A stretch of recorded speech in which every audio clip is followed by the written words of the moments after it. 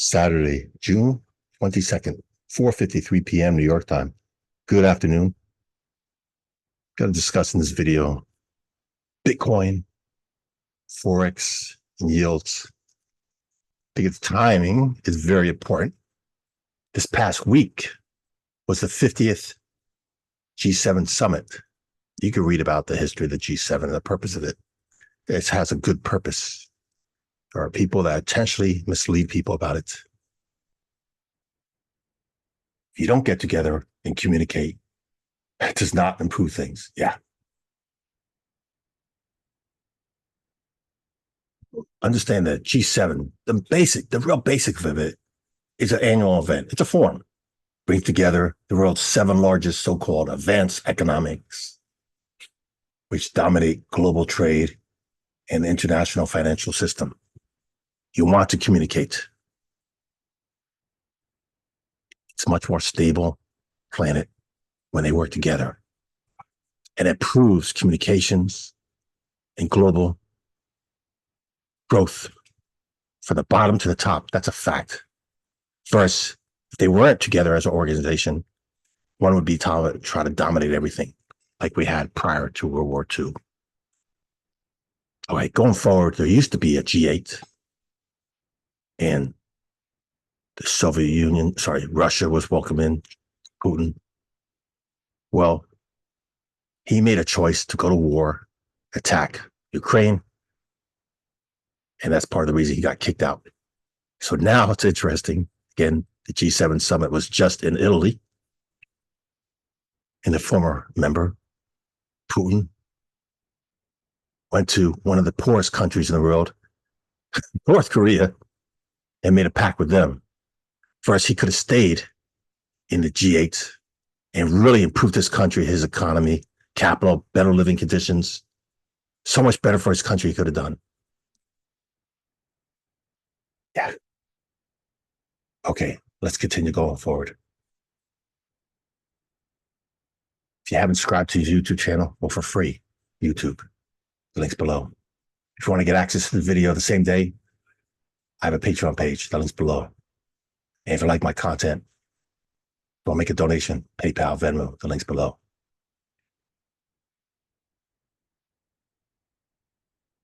Currencies and yields is a correlation, so I want to show that too.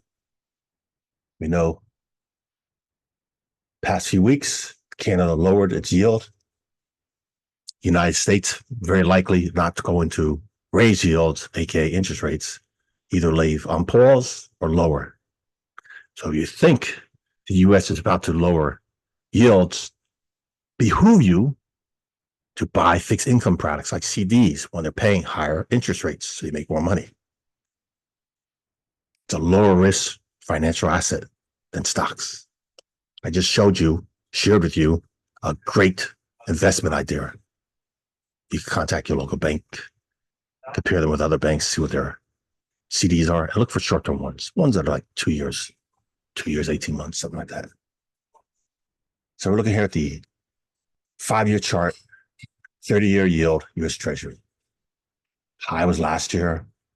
Look, here was the high of this year, trending down. Prior week, huge impulse move down. Again, that strength there shows higher probability that we're done with the high of this year. Maybe we'll have mid-test there, midpoint, retracement. Again. But it filled on this, not going back up there. Yep. Another charting insight of why less likely US yields, aka interest rates, are going higher, more likely again, being left on pause or lowered. The 10-year yield, same thing. Look at that, the high of last year, the high of this year, that huge move down. The 5-year, right? Look at that, same thing. Huge impulse move down. It was pumped up during that prior week and then dumped. And the short term, the 2-year, short-term duration. So the takeaway you should understand is we are below the highs of last year, below the highs of this year. And we had that huge dump prior week ago. And this past week, that little inside candle. dark inside candles. So if you look at that, big impulse move down, small body. It's kind of like doing H pattern. So one would expect it's going to continue going lower on these. And typically when you lower your nation's yields, it also has an effect to reduce the value of your currency. Well, the United States dollar is one of the safe haven currencies. So there's other reasons too. The US dollar goes up and down, not just based on the yields. It's a safe haven currency. We're looking here again, past 5 years, each candle's a week. Look at this huge demand zone. If dollar comes down there, it might be an opportunity to buy, reload.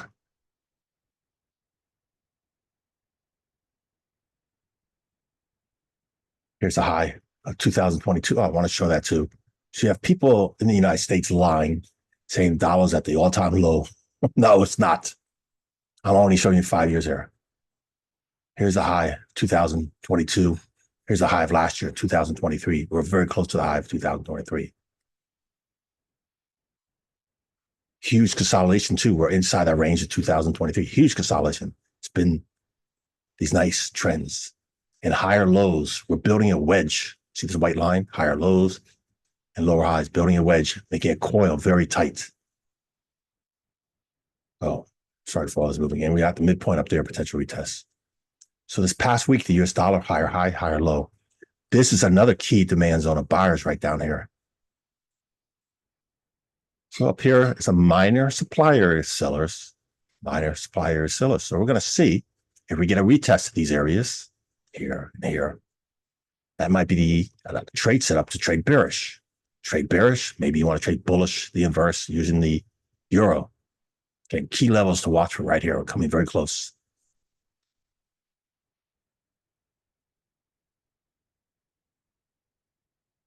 Let's look at the major currencies now.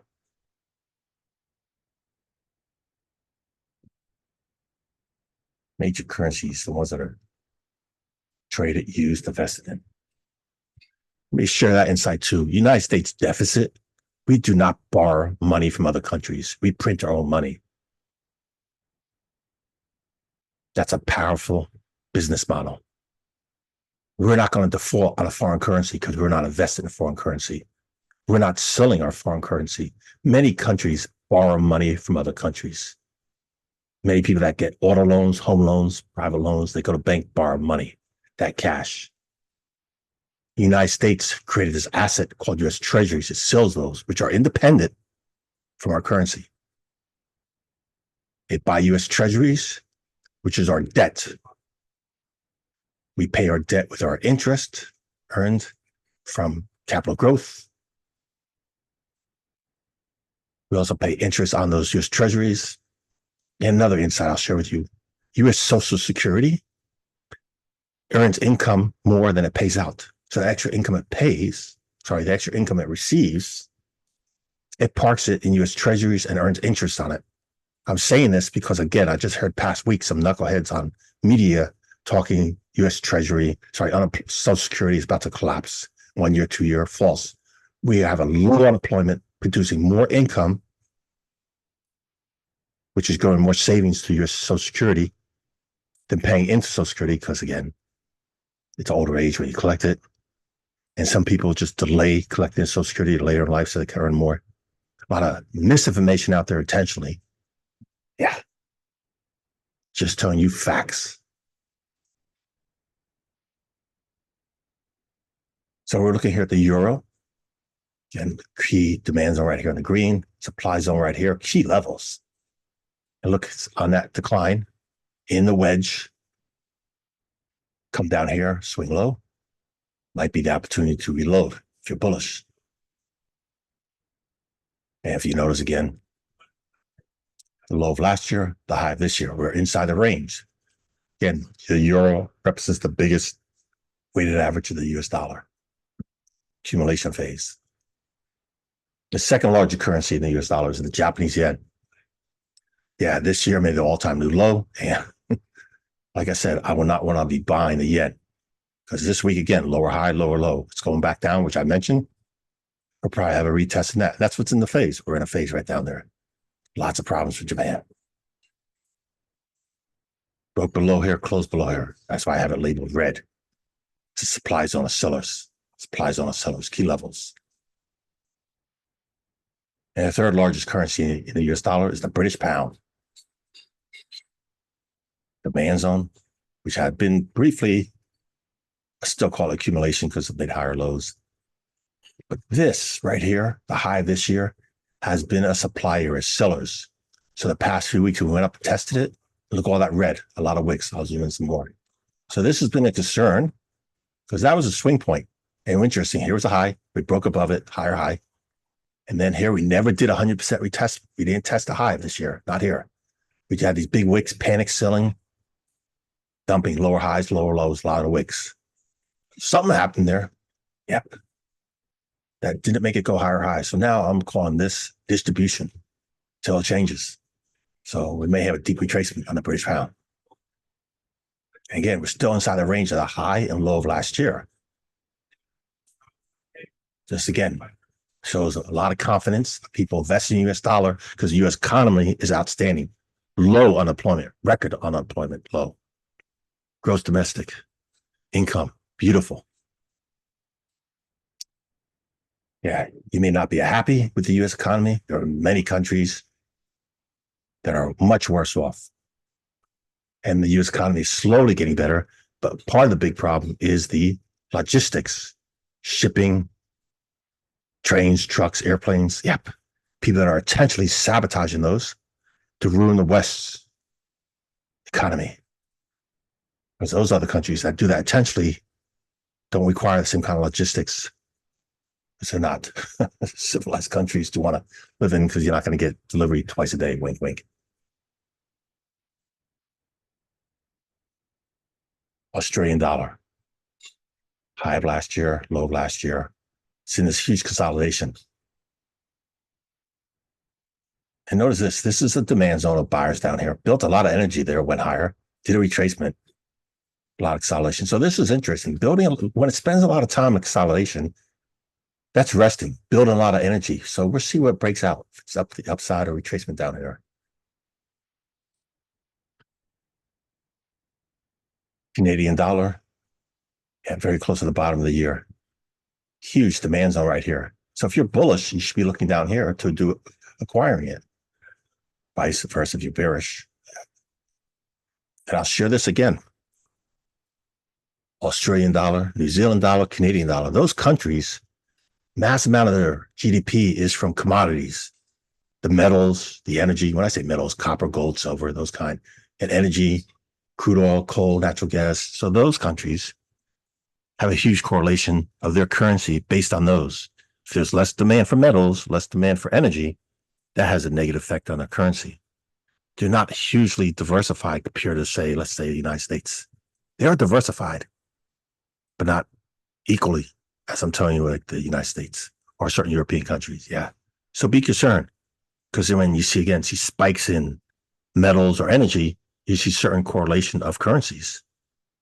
United States, Canada, South America, Central America, we have what's going on in the Atlantic Ocean, hurricane season. Hurricane season, if it goes to the Gulf of Mexico, what does it do?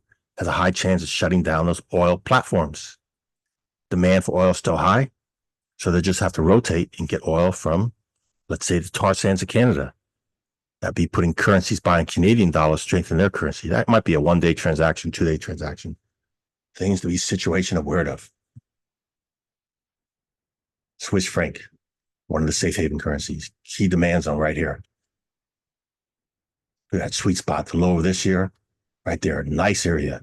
So look what happened here, rejection. We had a consolidation, impulse move down here. Big impulse move up in that green candle, or rejection right here. Yep. So I'll be watching this. If we're going to have a break below here, if this is going to go lower, a reverse trend down, that's going to give more strength to the dollar. Makes me wonder if it was just short covering. Who knows? Yeah, this is, I really watch, again, everything, but this is important because the key level, the price level is out. See what happens here. The Mexican peso, well, we just know recently they had elections. And I mentioned after the election happened, I wouldn't be buying it because it went lower. Went lower there. This past week, inside candle, entry, interesting, potential reversal, potential target area, midpoint right here. Yep. Huge consolidation if you look at this overall. So you could call this a, yeah, I need to update that. Key level. Yep, I'll definitely gotta update that. Might be a key demand zone. Do a little brace now, come back later. Yeah, potential area. On the downside, some more potential areas here. We'll see how it goes. Chinese yuan. So again, Chinese yuan is manipulated. China, in their financial assets, their stock market, they don't let you short stocks. That's totally manipulated. That's not good. They only want you buy. And also their currency is hugely manipulated. And many of their companies get government welfare. So again, it's not what we say in the West as a typical capitalist country when you're not putting all that corporate welfare in there. Taxes, yeah. So again, as this goes up higher, this is stronger than the US dollar. So the Japanese yuan is getting, yeah, doing poorly. Again, this going up is good for the US dollar. Look at that. We made a new high for the year. New high for the year. And policies they make, their choices, has a direct effect on them. Now we're looking at Bitcoin. Yeah, this year made the all-time high. Here's the high of the year, and constantly lower highs declining. This past week, lower low, lower high, broke midpoint right here. So you've been hearing so much pump, constantly they're pumping it up. And it's failure to make higher highs. I would not want to be accumulating this here. Somebody is on the wrong reason. You'd be better off going again with the best stock sector in the United States, which is making all-time highs. Where here, you can easily have a huge dump, huge trading range at the beginning of the year where they pumped it up. See this? Here's the low of the year. They pumped it up and it filled to make higher highs. Looks like it's distribution.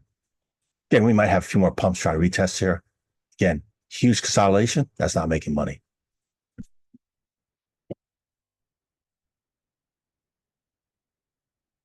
Use caution. Think smart.